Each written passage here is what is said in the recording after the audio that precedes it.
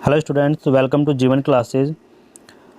आज की वीडियो में हम फिर से बात करने वाले हैं टॉप 50 इम्पोर्टेंट क्वेश्चन की। क्वेश्चंस बार बार परीक्षा में पूछे जा रहे हैं, इसी के साथ आज का यह टॉप 50 सेशन आपके सामने प्रस्तुत है। चलिए स्टार्ट करते हैं। फर्स्ट क्वेश्चन आपके सामने है स्क्रीन पर। संविधान की व्याख्या कौन करता है? संविधान की व्याख्या कौन करता है? इसका सही आंसर हो जाएगा न्यायपालिका। न्यायपालिका संविधान की व्याख्या करती है। क्वेश्चन नंबर 2 है, केंद्र सरकार का उत्तम सिविल अधिकारी कौन है? केंद्रीय सरकार का उत्तम सिविल अधिकारी कौन है? तो बात करते हैं उत्तम सिविल अधिकारी केंद्र सरकार के, तो है मंत्रिमंडल सचिव। मंत्रिमंडल का जो सचिव होता है वह केंद्र सरकार का उत्तम सिविल अधिकारी होता है।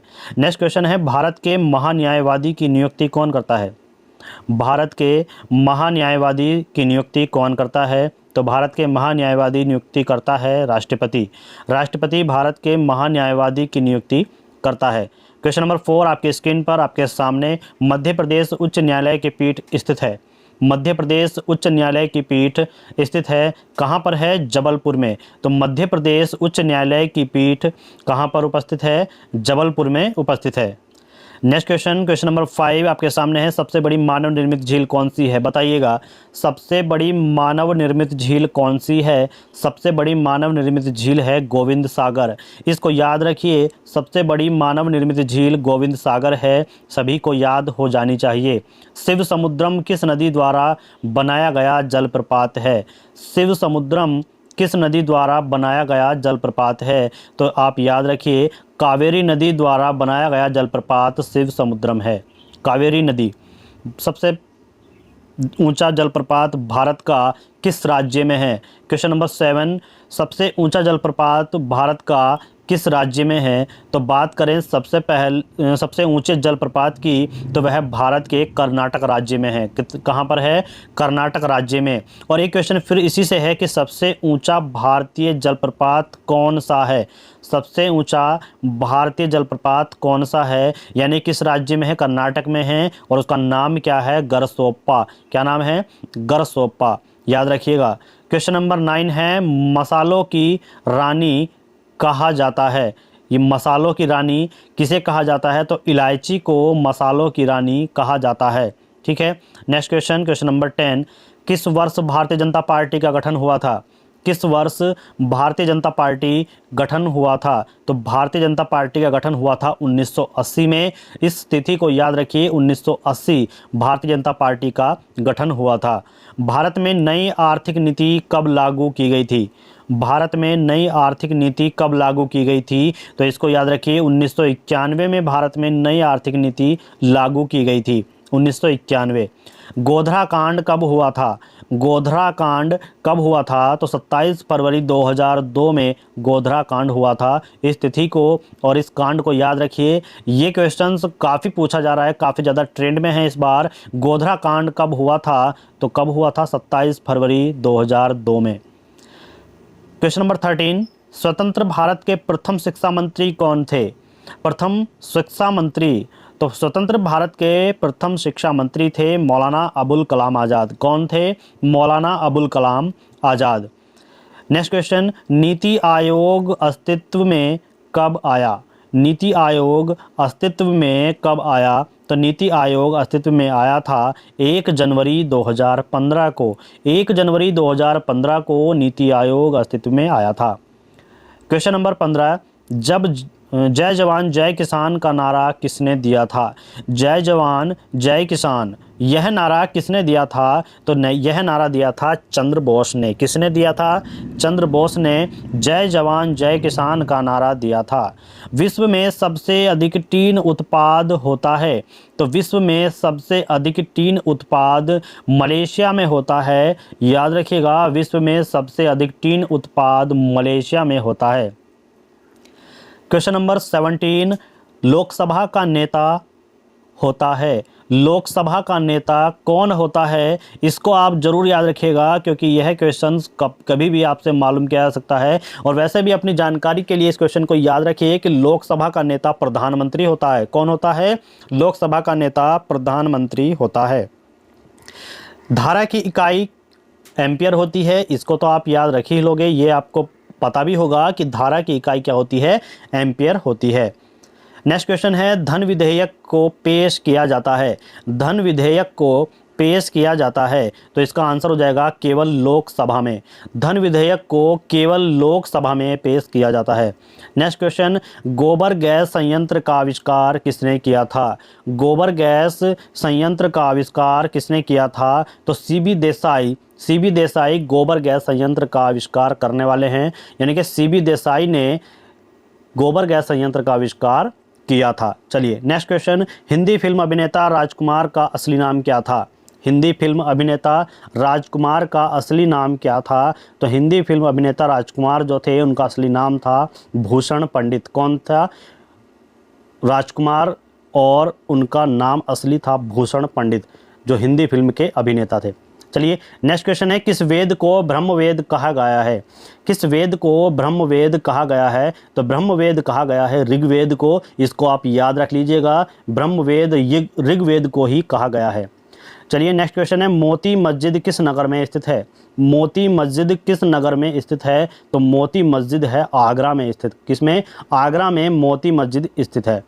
लाल किले का निर्माण किसने करवाया था? ये सभी जानते होंगे, इसमें कोई भी दो राय नहीं है कि सभी बुक में आपको मिलता है, लाल किले का निर्माण शाहजहां ने करवाया था। चलिए नेक्स्ट क्वेश्चन, असम राज्य का लोक नृत्य कौन सा है?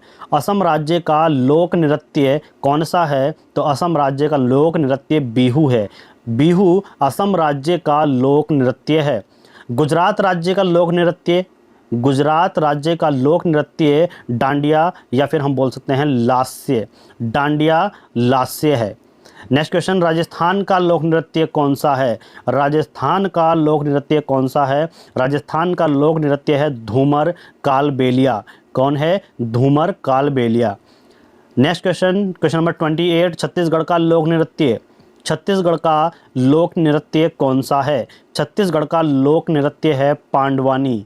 पांडवानी छत्तीसगढ़ का लोक नृत्य है। जम्मू कश्मीर का लोक नृत्य कौन सा है? तो रऊफ हिकात। जम्मू कश्मीर का लोक नृत्य रऊफ और हिकात, ये बोलते हैं रऊफ हिकात है।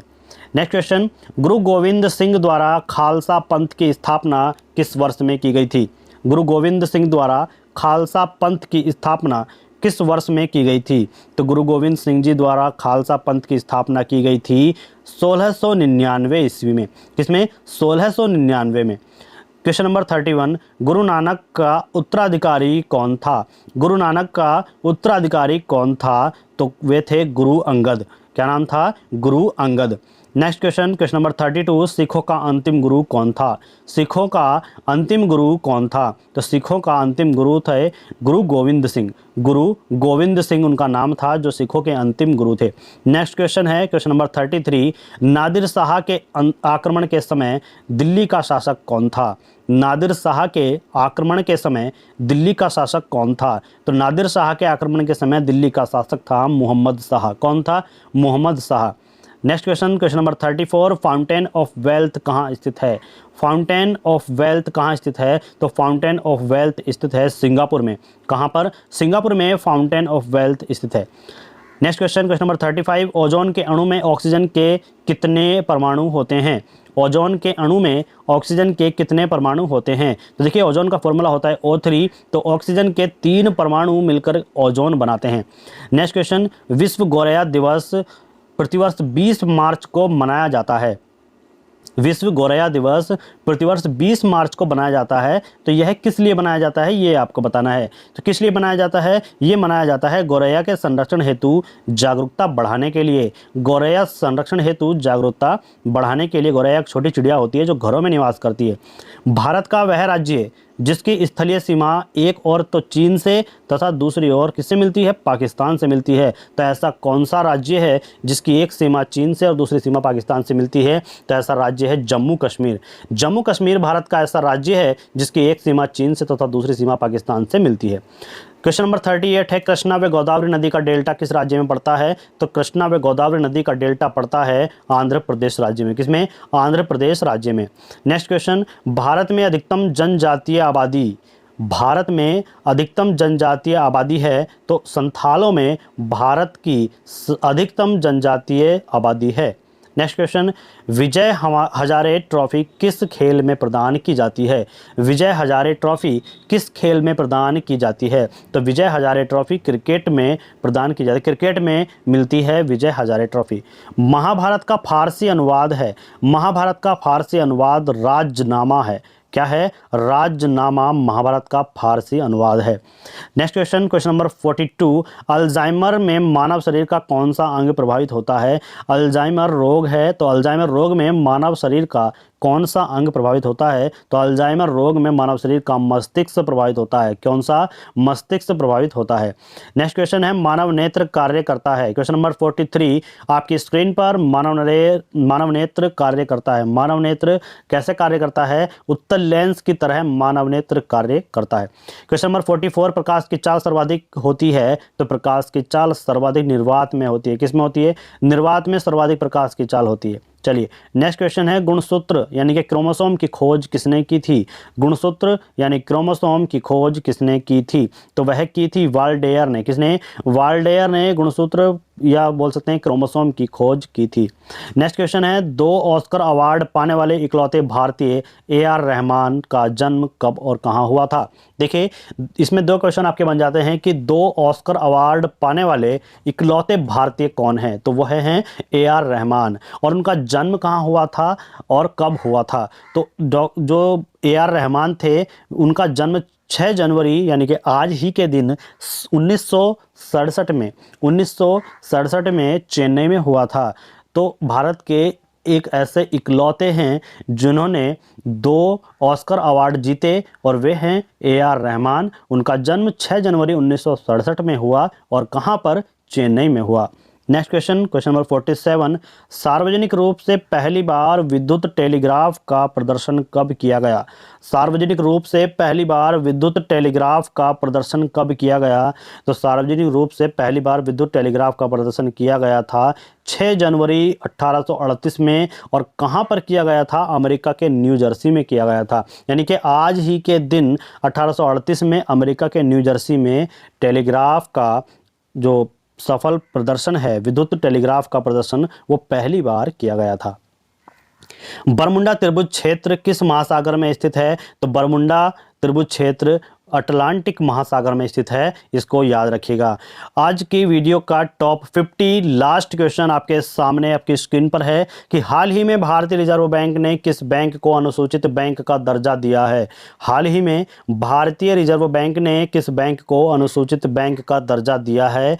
तो भारतीय रिजर्व बैंक ने अनुसूचित बैंक का दर्जा दिया है एयरटेल पेमेंट्स बैंक को। किसको? एयरटेल पेमेंट्स बैंक को भारतीय रिजर्व बैंक ने अनुसूचित बैंक का दर्जा दिया है। तो चलिए आज के टॉप 50 क्वेश्चंस यहाँ तक समाप्त हुए और नेक्स्ट वीडियो आपको जल्द ही मिल जाएगी सभी करंट अफेयर और जीके के साथ।